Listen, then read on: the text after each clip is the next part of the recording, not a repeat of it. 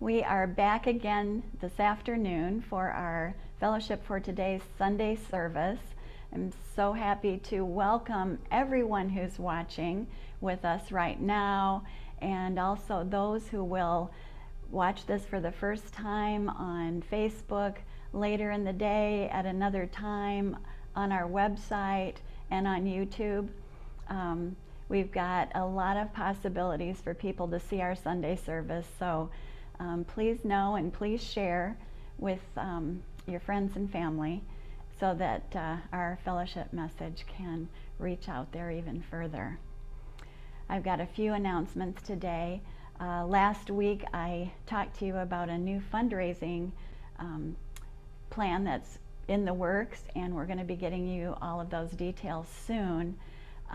It's an ongoing fellowship resale store that's online.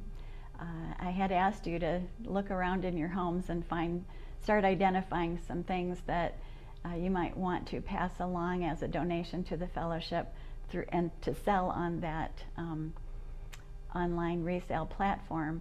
So continue to do that. We're going to be getting you all of that information soon, and it'll come to you in your e-announcements and a direct email for everyone. Also want to remind everyone again that we have our wonderful classes and activities, healing movements, A Course in Miracles, Mastermind, and Medical Medium groups going all the time. If you need to find out how to get involved in those, please just call our office, call me, get a hold of me. We'll be happy to help you connect with those wonderful groups. So now for the beginning of our service, let's take a moment to just breathe in deeply together and exhale, and let your shoulders relax. I invite you to also close your eyes, and we'll leave all of the busyness of this day behind us as we come into this wonderful, wonderful space together to ground ourselves in our spiritual practice, to ground ourselves once again with our wonderful fellowship community. And let's put our hand on our heart, our hands on our heart, a finger on our heart, just so we know that our focus right now is this wonderful sacred space within. We know that there is only one divine loving presence, and this presence is with us, surrounding us, moving through us, as us into this world, always. And we, right now in this moment, bring our full attention to this flowing stream of love and well-being.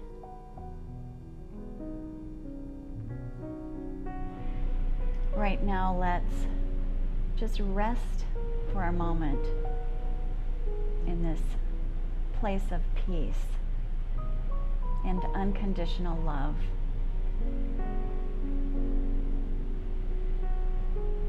Let go of any resistance that we might have in our minds and our hearts and in our bodies. Let's just accept this moment for everything it contains. Accept this day for everything it has brought to us and will bring to us.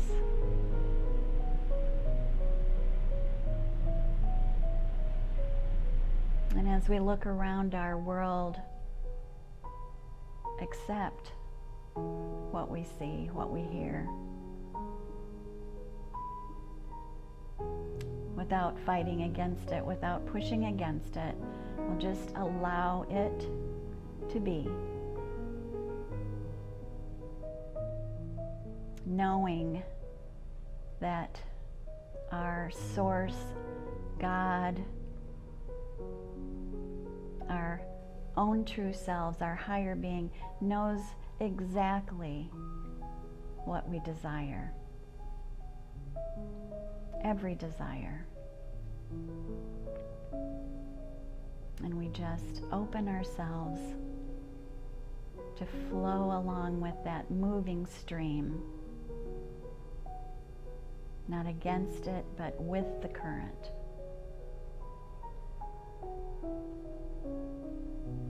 We accept our minds, our bodies, just the way they are. Perfect, whole, and complete.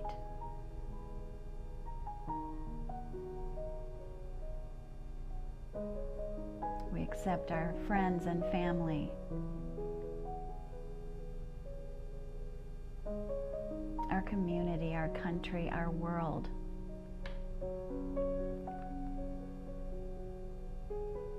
In its essence of perfection, its wholeness of love.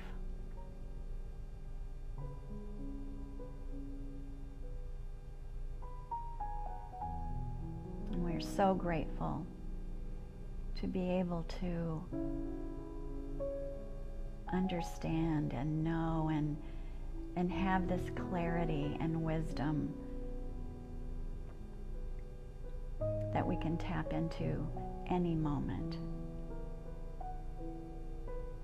We're so grateful to be aware that every breath is a new beginning.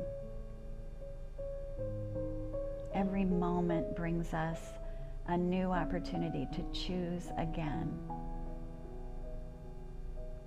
to choose love and peace and joy and abundance in all of its forms. And together we say, and so it is, and so it is. Thank you. Thank you so much. I found a reading that I want to share with you.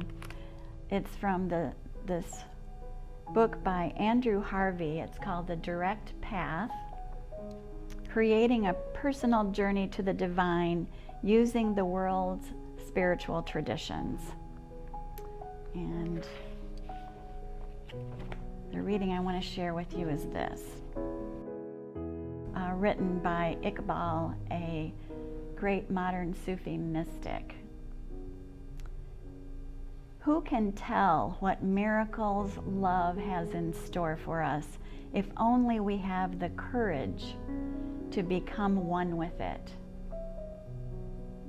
Everything we think we know now is only the beginning of another knowing that itself has no end. And everything we know can accomplish will seem small when the powers of our divine nature flower in glory and act through us. Such important words to remember. Remembering that connection that we have in every moment that allows that loving presence to flow through us into the world. Let's also take a moment to continue our reflection and just remember all of the wonderful blessings that we have in our lives. The gifts that every moment bring us, the gifts that all of the wonderful positive moments and all of the things that we would call negative and challenging bring us. Those blessings are there and they're real, and all we need to do is find them and claim them.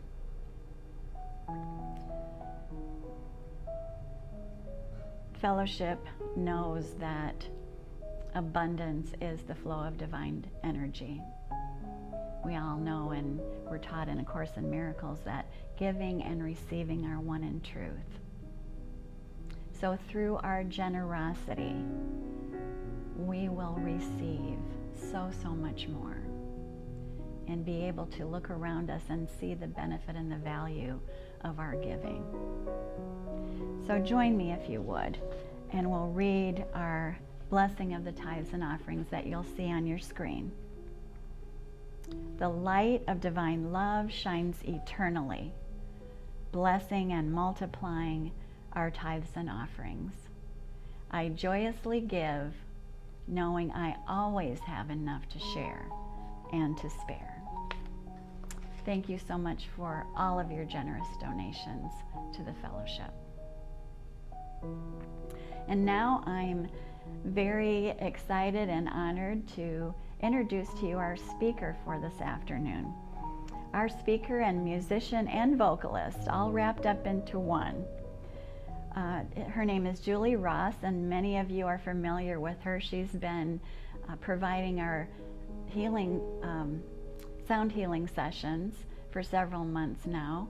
We've been joining her and really taking advantage of that wonderful, calming and peaceful and healing environment that she creates. She's a music therapist and also a Reiki master. She's going to bring us today a talk about her journey and incorporate in her talk our music for today. So let's settle in and listen and enjoy Julie's message. Hello everyone, Julie Ross here.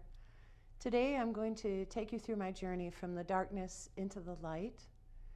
And I just want you to know that I feel privileged and honored to be standing here today.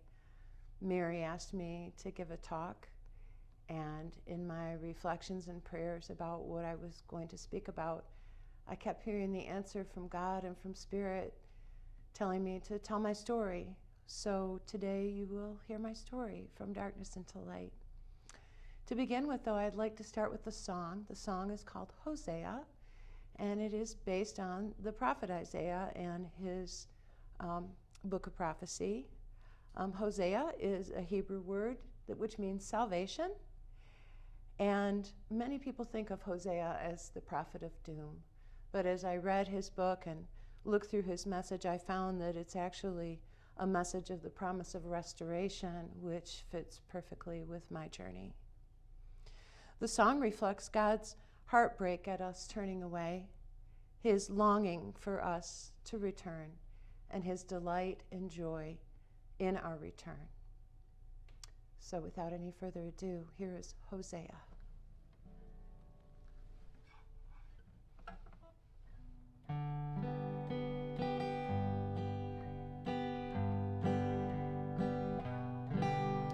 Come back to me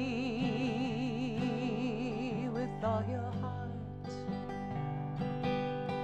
Don't let fear keep us apart. Trees do bend, though straight and tall, so must we to others call. Long have I waited for your coming home to me and living deeply our new life.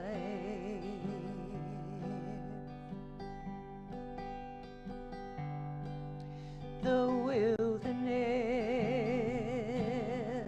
will lead you to your heart, where I will speak integrity and justice with tenderness. You shall know. Long have I waited for your coming home to me and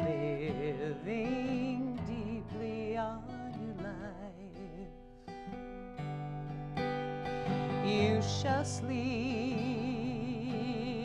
secure with peace. Faithfulness will be your joy. Long have I waited for your coming home to me and living deeply a new life. Long have I waited for your coming home to me and living deeply a new life.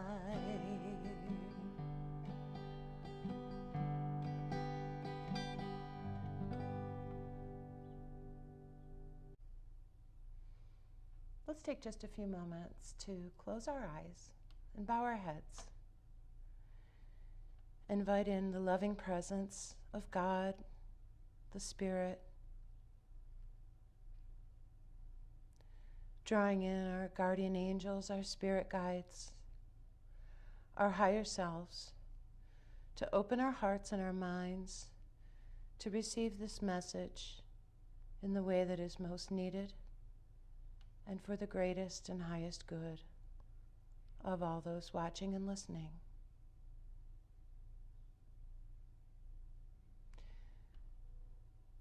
Okay, a little background on me. I was raised in the Catholic Church and was a pretty strong and devout Catholic for most of my life. But in the back of my mind, I always had questions that were pushed to the side, repressed. I was told not to ask questions and follow the rules, and I tried for many years to do that. But my journey brought me to a point in my life where I was forced to face these questions and seek the answers through the loss of my best friend a little over 10 years ago. And then a few years later, the loss of my mother. I sunk into a pretty deep depression. And the reason for that is because those two people, more than anyone else in my life, had been my secret keepers, my anchors. When I felt lost and floundering, they were the ones I turned to more than anyone else for that feeling of security and support. And so when I lost both of them, I felt as if my anchors had been cut away and I was barely keeping my head above the water. Shortly after my mother passed away, the #MeToo movement emerged.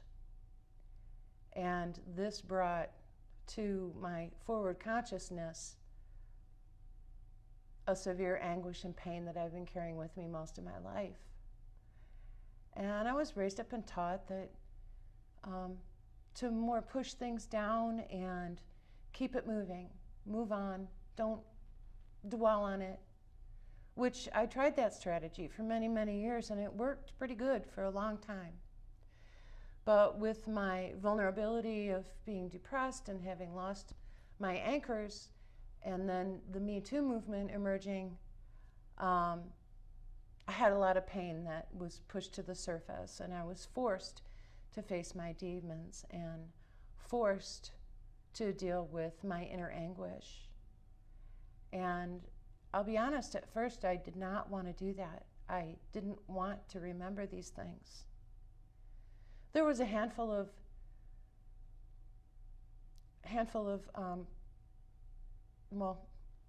sexual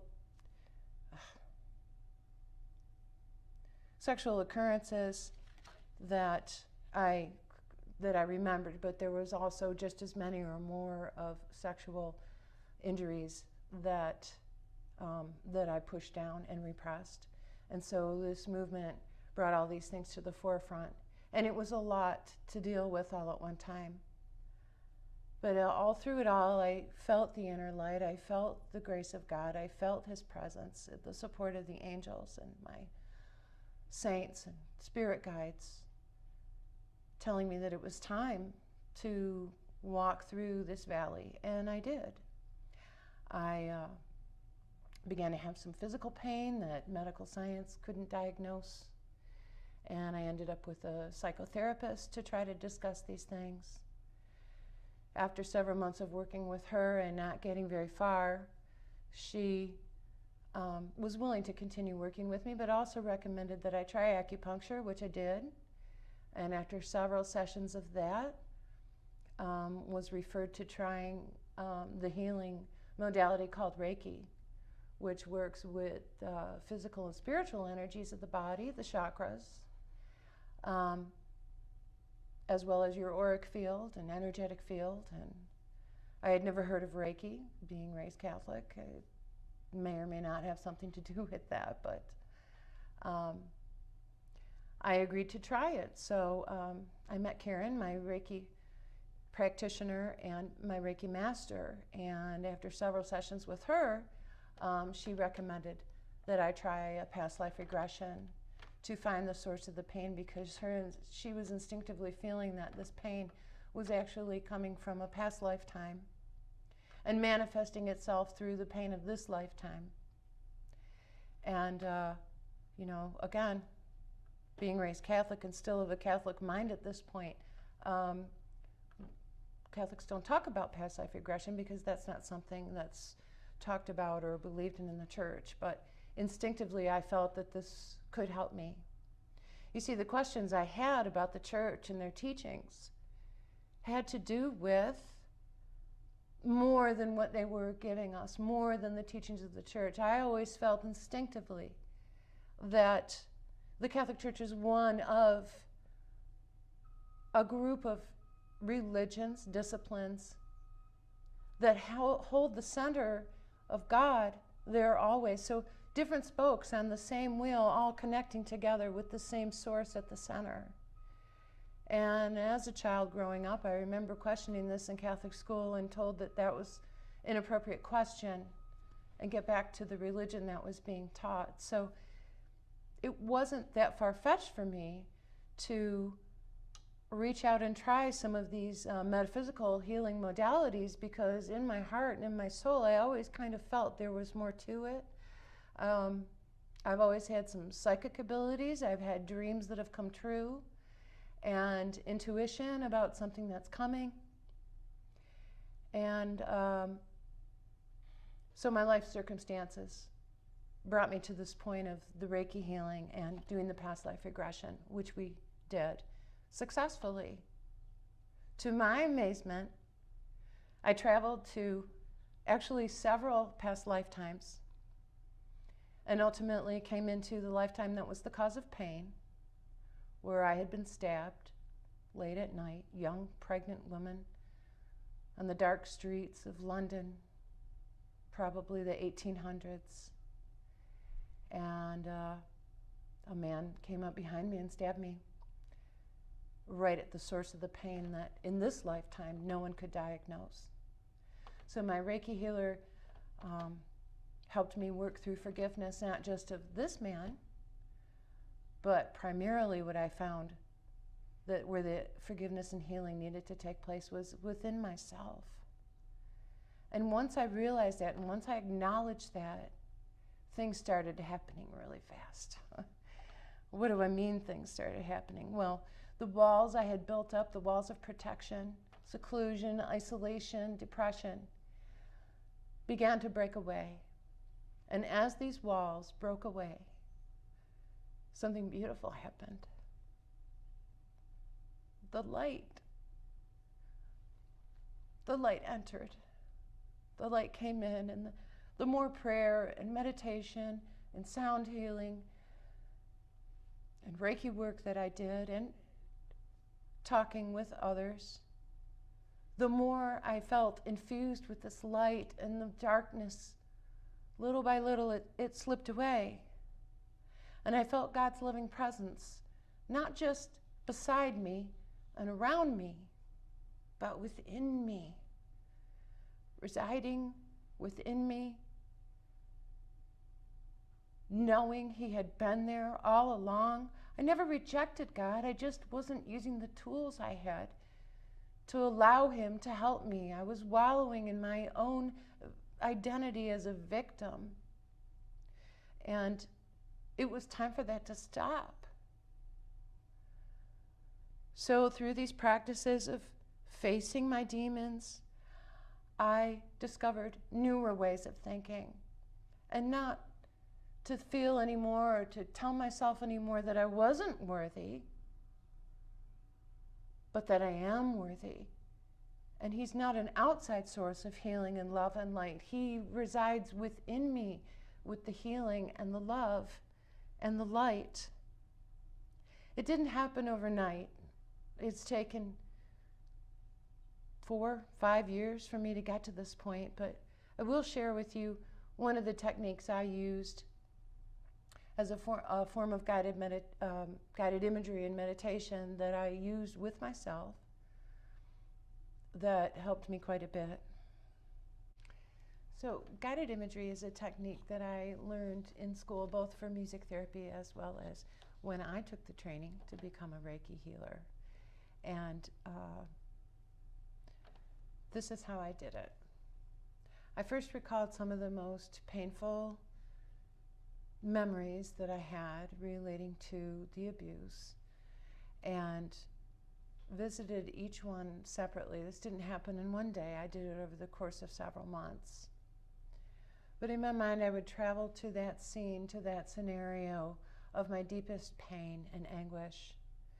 And as I entered the scene, as I am today, anyone involved in that experience froze like a statue, except for the version of my younger self who was involved in this traumatic experience. And I envisioned myself, as I am today, the grown woman, approaching my younger version self, taking her hand and walking her the hell out of that place. In other words, I rejoined aspects of myself from my past that were carrying the trauma and carrying these memories. And I integrated back into myself now. And this was something that I did probably 6 or 8 times, 6 or 8 different instances and scenarios. But each time I found such an overwhelming sense of healing where I reclaimed that part of myself that was stuck in the past, that was stuck in the trauma, that was stuck in the pain. And gradually I was able to evolve from a victim identity to a survivor identity. Another thing that had a big impact on drawing me out of the dark and into the light was a trip that I ended up taking to India, which kind of fell right in the middle of all these other things happening. It was after my mom had passed away, before I became a Reiki healer. So kind of mixed in the middle of all this other stuff, this opportunity came up for me to travel to India and work with underprivileged children. And although obstacles kept presenting themselves to stop me from going on this trip, I knew in my heart and my soul and my entire being that this trip for me needed to happen. And I called the organization and they were glad to have me on. I went to India with the intent and the motivation as a trip of goodwill to work with underprivileged people. But what I learned later in reflecting on it, months and even now as I look back on it, that trip was actually about me reclaiming my strength and reclaiming my power, because one of my biggest demons, one of my biggest fears was handling a difficult situation by myself. And I had never left the country except for Canada, let alone flown halfway around the world. But was I scared when I left? Yes. But I knew I had to do it, and I did. And over the months, I say, after following the trip in reflection, I realized that I had regained my sense of self, my sense of power. I had faced the dangers, I had faced the fears, I had faced the demons. And I came out stronger, not just more self-confident, because I think I'm a pretty confident person, or you can fake confidence pretty well, but more with the inner core of strength to carry me through whatever is coming next. Other tools I've used to help with this healing process have included, I've mentioned yoga and meditation. I also do a lot of sound healing with groups, but also with myself. And one of the techniques I really like, and that's helped me a lot, is listening.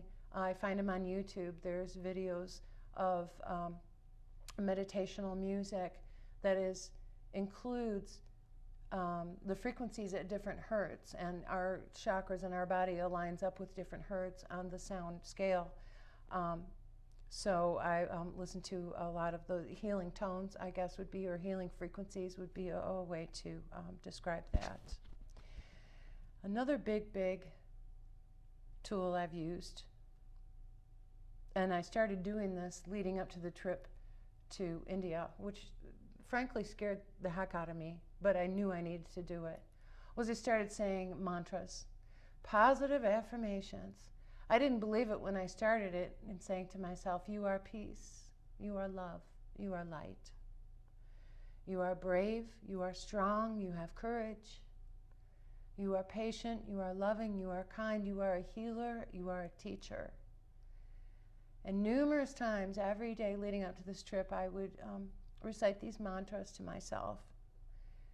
And gradually, in time, I started to feel the words. I started to assimilate these thoughts into my thinking that I do carry peace, love, and light.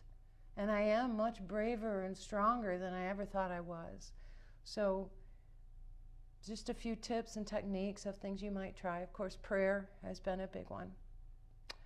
Also regularly, except when it's really hot out, take salt baths almost every night, Epsom salt baths. And this helps clear the energy. It's a good opportunity for me to meditate. Any negative thoughts or energies I may have picked up throughout the day are released during this time. But it's literally like doing a mini Reiki session on myself. Going through the chakras, releasing what is no longer needed and absorbing through this water and through the energy of meditation what is most needed. That's helped me quite a bit as well. And as I've traveled through this journey, again, out of the darkness into the light, and gained this survivor identity, I thought that was it. I can face my fears. I'm feeling stronger. I'm feeling more brave. But what I wasn't expecting was the next phase, what came next. I call it a new perspective or a new way of thinking, but it actually tapped into some of the questions I have as a young child and growing up. I've opened my mind to what some call the universal consciousness. I feel a deep sense of love and light within me, and I sometimes imagine that light is surrounding me and growing bigger and bigger, encircling eventually the whole world. But this newfound hope and this newfound light within me has inspired me to want to help others, to be a voice in the darkness, to be a light in their darkness. I've learned to let go of control. I've learned to let go of my ego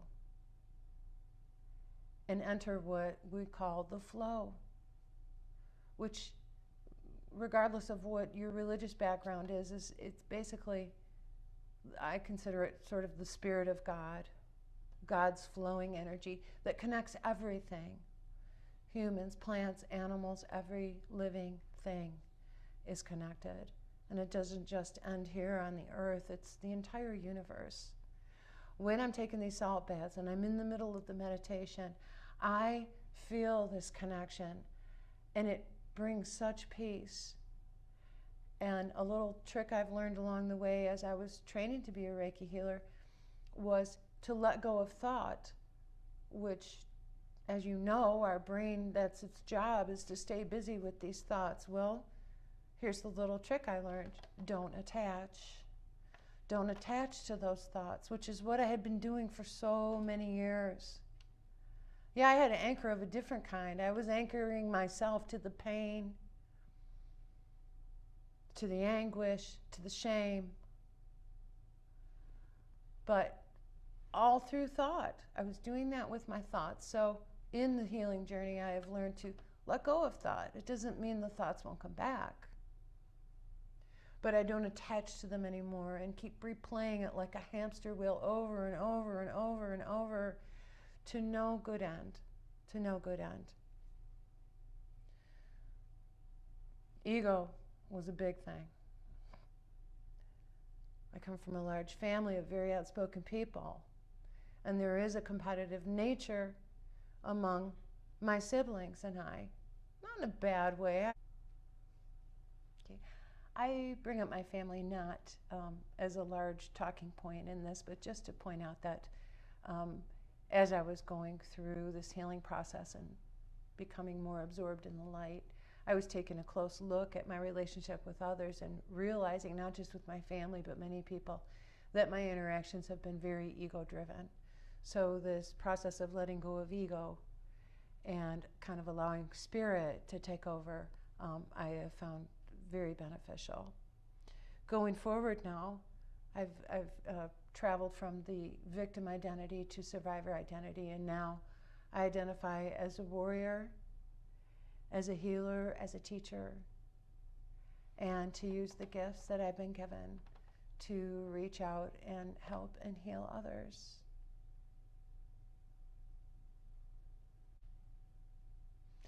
Now I'd like to share with you a couple quotes that I found in my research and as I've been doing some reading here, preparing for this talk, that resonated with me.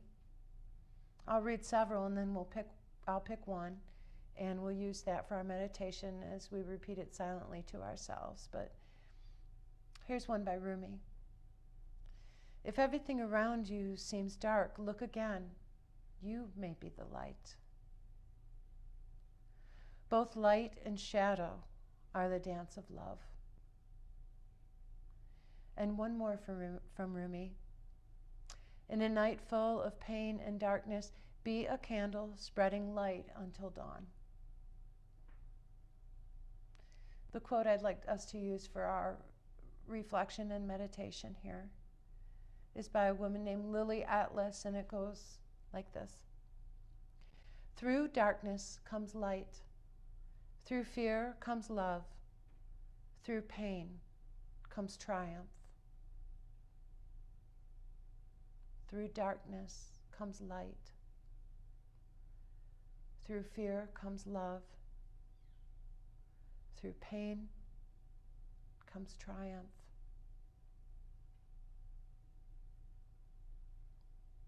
Through darkness comes light. Through pain comes love. Through fear comes triumph.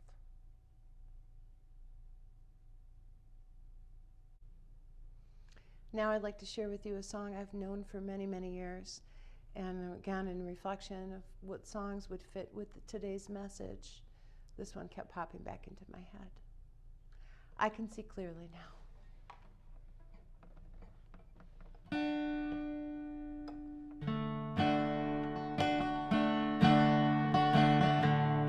I can see clearly now, the rain is gone. I can see the obstacles in my way. Gone are the dark clouds that had me down.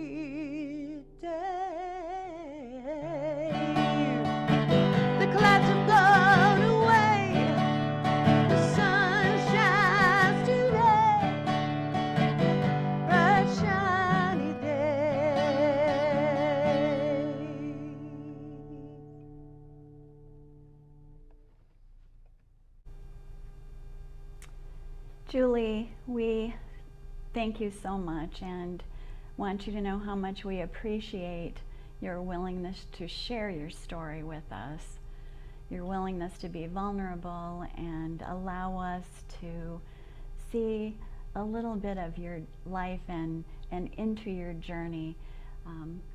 When that happens, when we're willing to share our stories with each other, it is something that we all can find something to relate to and to understand that we're not alone, and to use some of the things that others have found helpful as they've navigated their journeys and their path.